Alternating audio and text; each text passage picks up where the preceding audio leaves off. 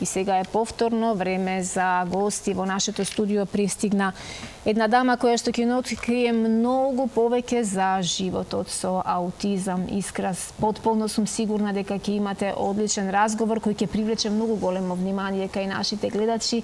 Добре дојде за Ана Марија Циглењак. Добро утро, добро ве најдов. Да, разговор кој што ние си го започнавме веќе во фојето телевизијата, сега ќе го продолжиме за гледачите, затоа што Ана Марија има навистина многу што да каже. Верувам, поведете. Добро утро, Ана Марија. Добро утро. Добро ни дојде. Добро ве најдов, исклучително ми е драго што денеска ќе се дружиме и ќе зборуваме на една многу убава. Не е баш толку убава да се слуша, меѓутоа е корисно да се зборува на таа тема, на темата на аутизмот. Да, за нас е месец април, месец кога малку повеќе се зборуваше со оглед на тоа што нели беше месец за подигнување на свеста за аутизмот. 2 април беше светскиот ден, но и двете се согласивме дека не треба се зборува само на тој ден, не треба само во април да се зборува, затоа што некои луѓе како тебе живеат со аутизмот 24 часа на ден, секој ден од годината, така? Индиректно денеска нели гостинки не биде и мојот син Филип Циглењак Симоновски и како тој вели и самиот вели, аутизмот не е само еден ден, туку 365 дена во годината и е навистина голем предизвик и за него како личност и за сите други лица со аутизам, и за родителите и за семејството, општо да се живее со таа ситуација. Да, гледачите ќе имаат можност да го видат и слушнат Филип и да научат нешто. Затоа велам индиректен гостин денес. Тој е всушност и главната звезда на нашиот разговор и поводот.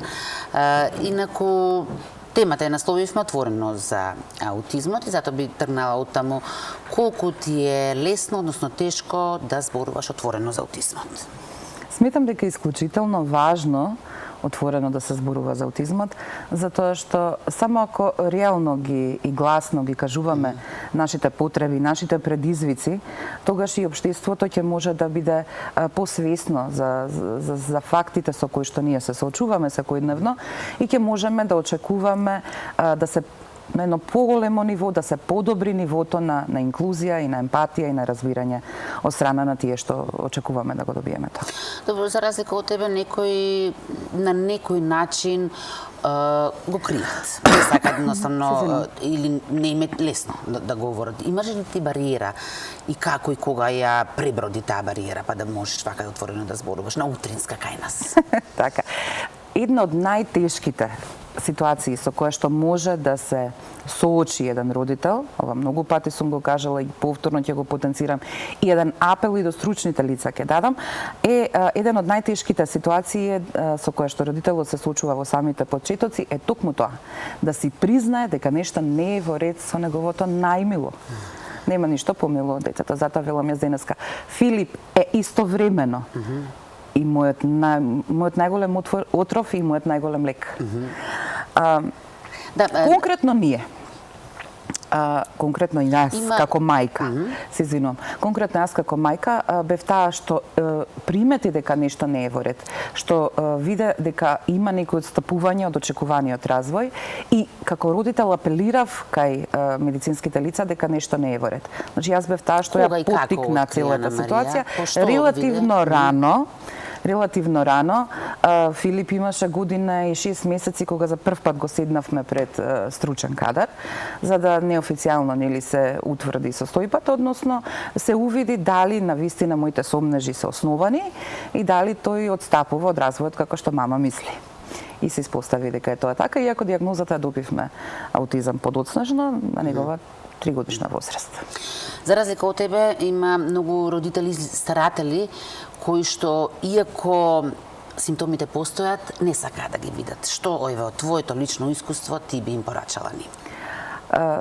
Самото, како што кажав, најтешко е тоа да се направи. Да се прифати дека со твоето најмило нешто не е во ред. Да се прифати фактот дека начинот на кој што функционира семејството, како што функционирало до сега, ќе се смени. Нема да биде повеќе така. Тоа се сериозни предизвици за кои што родителите се свесни во тој момент. Боли и е многу тешко. Меѓутоа е многу важно прифаќањето, за да веднаш нормално е да се помине низ таа фаза на јас сум си ги поставувала тие прашања. Зошто мене? Зошто баш јас? Каде јас сум сгрешила за мене ова да ми се случува? И е во ред да бидеме тажни. И е во ред да си ги поставиме овие прашања на кои што реално одговор нема. Меѓутоа како фаза која што треба да се надмине, не од стручен аспект, туку од родителски зборувам, е во ред да се случи тоа. Меѓутоа, што поскоро се случи тоа прифаќање?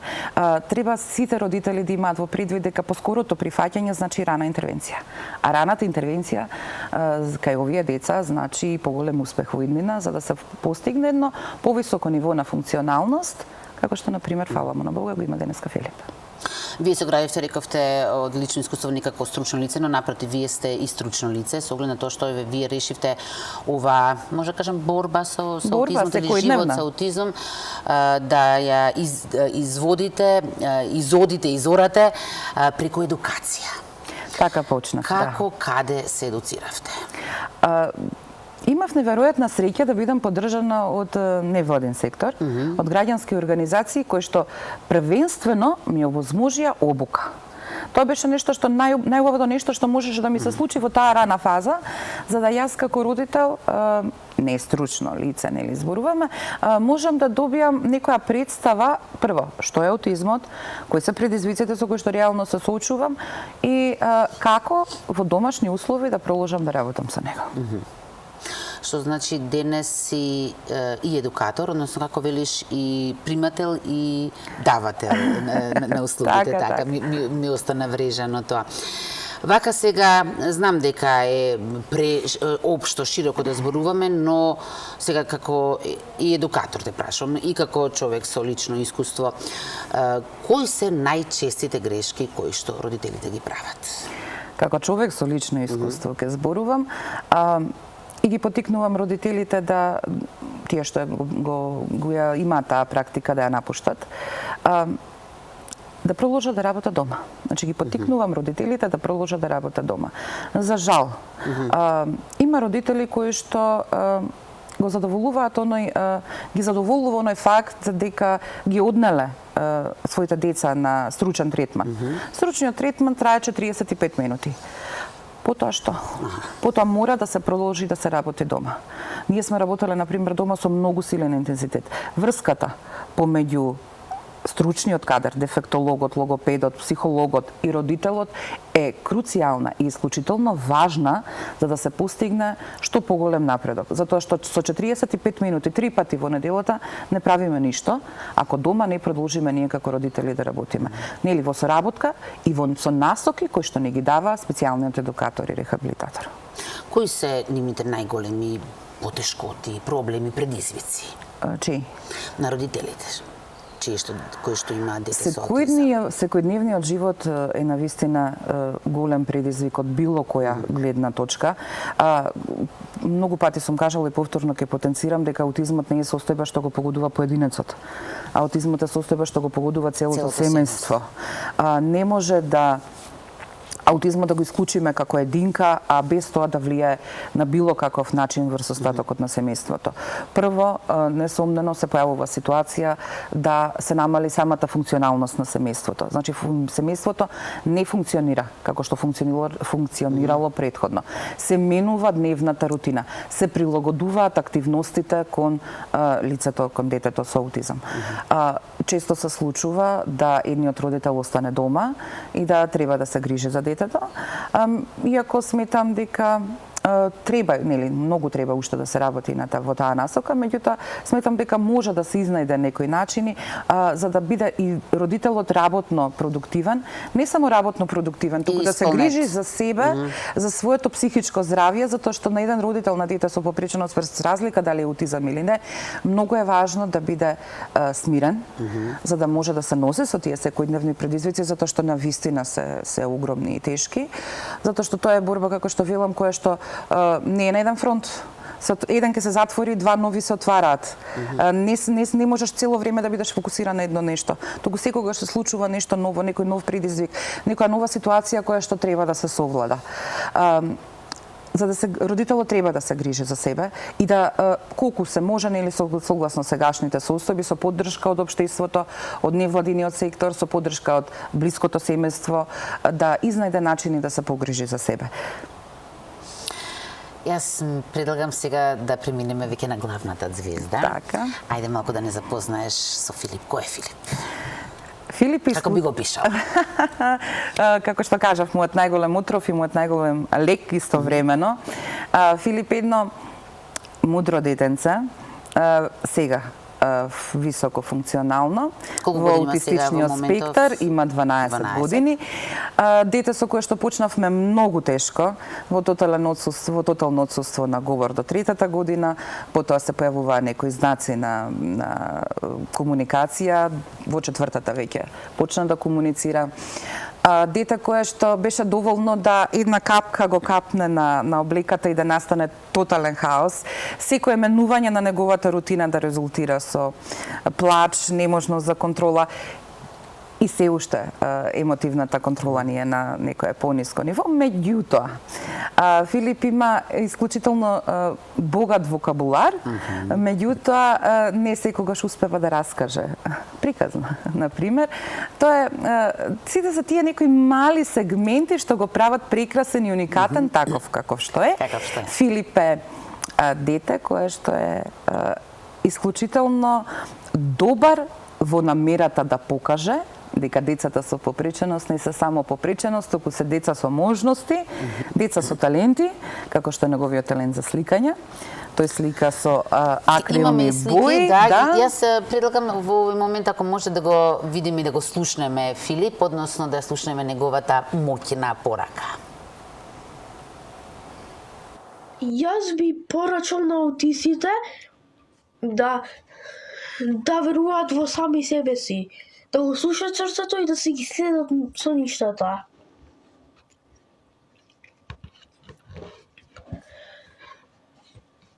Без разлика што да им речат луѓето. Без разлика што и да им речат дека не се добри, нема да успеат. Сепак верувајте си во срцето, слушајте си и следете си ги со ништата. Единствено што јас можам да кажам за нас е дека доброто со добро се враќа, а понекогаш лошите луѓе нека не бидат сурови, бидејќи не боли, а ние сме полни со љубов. Леле, не знам што да кажам после ова, Марија. Он се кажа самиот се што има да каже. Ги спомена лошите луѓе, за кои што знаеме дека ги има многу. Каква е нашата средина кога имаш дете со аутизам? Средината. Сме имале ситуации, ќе бидам искрена, сме имале ситуации да биде, например, на игралиште каменуван од други деца. Сме имале ситуации да некое негово нагло движење предизвика одбранбена реакција од другите луѓе. Зошто? Затоа што знаеме сите каков е он. Сме имале многу тешки ситуации, многу предизвици, родендени без другарчиња. Сме имале многу предизвици од социјален аспект. Денеска ги имаме во некој сегмент, можеби не така како порано, и им благодарам многу на сите кои што придонесуваат таа социјална исклученост, социјална исклученост да се намалува. Родителите пред се на децата со кои што Филип учи со помош на асистент, образован, да ги насочат и наставниот и стручниот кадар да ги насочат кон тоа дека е во ред да се прифаќа различноста, да се развие едно повисоко чувство на емпатија и на соживот помеѓу учениците. Денес може се каже дека има своји другарчиња, така? Во рамките на училиштето. Во рамките на училиштето. Го споменавме и сликарскиот талент. Така е. Имаме и слики. Додека разговараме може да ги погледнат и гледачите. Кога го откривте овој талент? Сосема случајно, четвртата година веќе од неговиот живот беше, сосема случајно на подарок доби платно и бои Испадна нешто магично што и ден денеска си го чуваме. Една убава сина позадина и едно мало дрвценце. Тоа ни е првата, тоа ни е првата слика која што ја чуваме. Како што кажав и претходно, тој слика со акрил. Акрилни мастила, акрилни бои, користи структур, камен. Мислам дека самите слики си говорат за себе. Од нас во поглед на сликањето за овие негови слики? Навистина задоволуваат со оглед на тоа што е самоук, со однос на тоа што е толку мал и што има таа ситуација. Планирате да го насочите кон сликарството понатаму? Или тој сам веќе се испланирал да се насочи? Тој веќе почна да посетува часови за цртање. Ужива во тоа кога го слика? Многу ужива. Мислам дека и тоа е начин да искаже емоција, да се искаже себе си, да се представи како личност, како единка и како што кажав и пред малку, да потенцира дека лицата со попреченост не се само попреченост, туку дека тие се и многу можности и многу таленти. Умеш вака да прочиташ од неговите слики што сака да говори преко нив, тој зависно од расположението, да речеме зависно од денот? Гледате, овие последните слики, веќе тоа оди сега во таа некоја насока, се базираат на разлевање, на акрилни мастила. Тоа не се бои, тоа се мастила. Самата контура на боите понекогаш може да ни каже во какво расположение тој. Некоја потемна нијанса, не мора да е потемна, некоја поостра во смисла на поинтензивни, појаки бои може да ни дадат до знаење дека може би има тука нешто што го провоцира, што провоцира таа емоција. Ана Марија, сакам малку збор два и за тебе. Со оглед на тоа што малку спомена дека многу од родителите поради големите уврски се откажуваат од својата работа. Според тебе подобро е сепак родителот да работи, да има и друг живот, нели? И од аспект на функционалност, и од аспект на среќен родител, среќно дете, така некако да финансиска екзистенција и од аспект на сам себе, нели? Но фактот дека не е лесно да се организира тоа. Како успеваш ти? Не е лесно да се организира.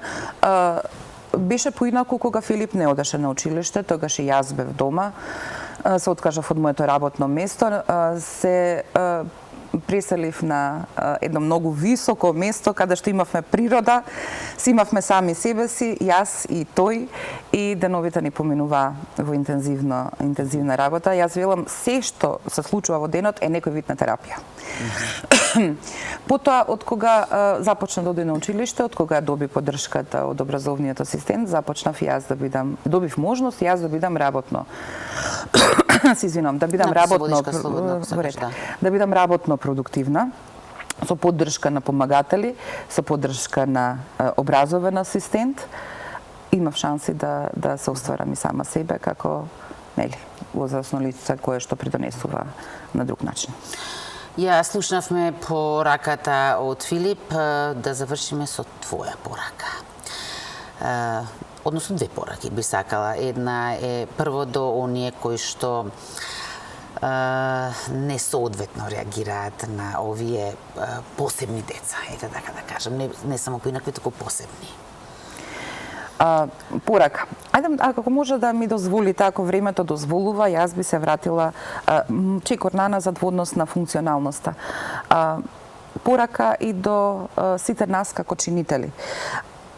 Воспоставувањето на социјалните услуги е многу важно за да се добие тоа ниво на функционалност за кој што зборуваме. Ако јас, моето дете, можам да го оставам во центар, дневен центар, во центар за рехабилитација, достапен во мојата локална заедница, можам да ја поттикнам таа продуктивност. Значи, ова е и како факт, меѓутоа и како порака за развивање на тие социјални услуги. А развивањето на социјалните услуги и нивната достапност за нас во нашата локална заедница, што автоматски ќе резултира со зголемување на функционалноста на семејството и капацитетот и можностите со кое што лицето со попреченост, лицето со аутизам располага, се водат во таа насока. Не водат сите нас во таа насока. Да размислуваме и да се активираме, од нас зависи. прво од нас како родители, како граѓански организации кои што може да го понесат теретот и да се вклучат во тој процес на воспоставување на таа услуга. Да не бидеме пасивни, да не чекаме, да се активираме, затоа што секоја граѓанска организација со добра волја и со поддршка може да се најде во тој систем, во системот на воспоставување на социјални услуги. А понатака порака кон општеството. Сакајте повеќе. Позади секое размислувајте подлабоко. Секогаш има нешто повеќе што може да се види, нешто повеќе што може да се доживее. Никогаш не сме само она што во првиот момент се представуваме. Филип носи многу убава порака, носи многу убава емоција во него. Мислам дека никој повеќе на светот не може поискрено да сака од овие деца. Од овие лица. Они се толку искрени и толку емотивни.